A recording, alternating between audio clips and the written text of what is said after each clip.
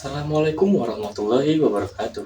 Perkenalkan, saya David Kayasi dengan akhiran NIM 10 dari program studi S1 Keperawatan Universitas Sultan Ageng Tirtayasa.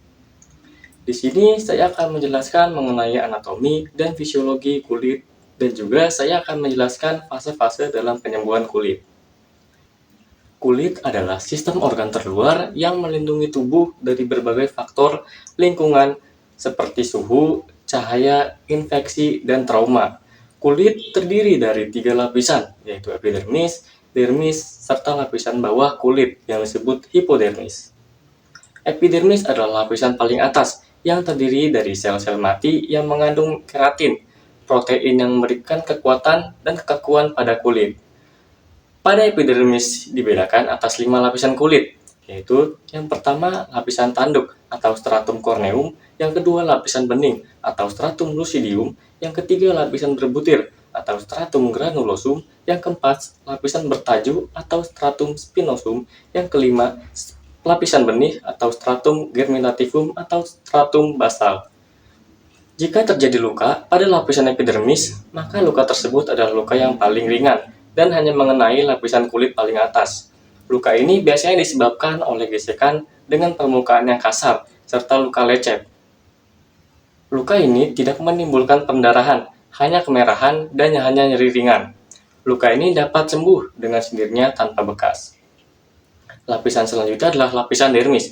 Dermis adalah lapisan tengah yang terdiri dari jaringan ikat yang mengandung kolagen, elastin, dan serat-serat lain yang memberikan fleksibilitas dan elastisitas pada kulit. Di dalam lapisan kulit dermis terdapat dua macam kelenjar, yaitu kelenjar keringat dan kelenjar palit. Kelenjar keringat sendiri ada dua jenis, yaitu kelenjar keringat ekrin dan kelenjar keringat apokrin. Nah, jika terjadi luka dalam lapisan dermis, maka luka tersebut mengenai lapisan kulit tengah. Luka ini biasanya disebabkan oleh benda tajam yang mengiris atau menusuk kulit, seperti luka insisi, luka tusuk, atau luka bakar derajat kedua. Luka ini menimbulkan pendarahan, nyeri, dan pembengkakan. Luka ini membutuhkan perawatan yang baik untuk mencegah infeksi dan meningkatkan penyembuhan. Luka ini dapat meninggalkan bekas atau jaringan parut. Selanjutnya adalah lapisan hipodermis. Hipodermis adalah lapisan bawah yang terdiri dari jaringan lemak yang berfungsi sebagai isolator panas dan cadangan energi. Jika terjadi luka dalam lapisan hipodermis, maka luka tersebut mengenai lapisan kulit paling bawah. Luka ini biasanya disebabkan oleh trauma yang hebat seperti luka robek, luka tembak, atau luka bakar derajat ketiga dan keempat.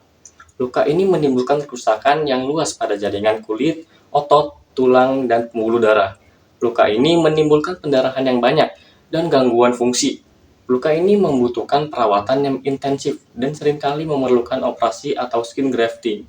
Luka ini pasti meninggalkan bekas atau jaringan parut yang permanen. Kulit memiliki beberapa fungsi. Yang pertama, sebagai pelindung atau proteksi, yang kedua penerima rangsang, yang ketiga pengatur panas atau termogulasi, yang keempat penyimpanan lemak, yang kelima sebagai indera peraba, dan keenam tempat penghasil vitamin D alami. Nah, sekarang kita lanjut ke dalam fase-fase penyembuhan luka. Proses penyembuhan luka adalah proses biologis yang bertujuan untuk mengembalikan fungsi dan struktur jaringan yang rusak akibat luka. Fase penyembuhan luka ini terdiri dari 3 fase. Yang pertama itu ada fase inflamasi. Fase ini dimulai setelah perlukaan dan berakhir hari ketiga sampai 4. Pada fase ini terjadi proses yang namanya hemostasis, yaitu usaha untuk menghentikan pendarahan. Setelah pendarahan terhenti, baru terjadi tahap inflamasi. Tahap ini adalah proses penghancuran bakteri dan benda asing dari luka oleh neutrofil dan makrofag. Yang kedua adalah fase proliferasi. Fase ini dimulai pada hari ketiga atau 4 dan berakhir pada hari ke-21. Pada fase ini terjadi pembangunan jaringan baru yang disebut jaringan granulasi. Jaringan granulasi terdiri dari pembuluh darah baru dan fibroblast. Fibroblast adalah sel-sel yang bertanggung jawab untuk menghasilkan kolagen, protein yang memberikan kekuatan pada jaringan. Selain itu, terjadi juga proses epitelisasi, yaitu pembentukan lapisan kulit baru di atas jaringan granulasi oleh sel-sel epitel yang bermigrasi dari tepi luka. Nah, yang terakhir adalah fase remodeling. Fase ini dimulai dari hari ke-21 dan dapat berlanjut sampai luka sembuh secara sempurna. Fase ini berlangsung selama berbulan-bulan setelah terjadinya luka. Pada fase ini terjadi pembentukan kolagen lebih lanjut, penyerapan kembali sel-sel radang, penutupan dan penyerapan kembali kapiler baru, serta pemecahan kolagen yang berlebih. Selama proses ini, jaringan parut yang semula kemerahan dan tebal akan berubah menjadi jaringan parut yang pucat dan tipis.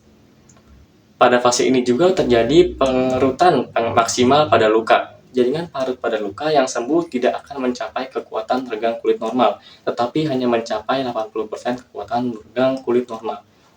Mungkin itu saja yang bisa saya sampaikan mengenai anatomi dan fisiologis kulit, dan juga fase-fase penyembuhan dalam luka.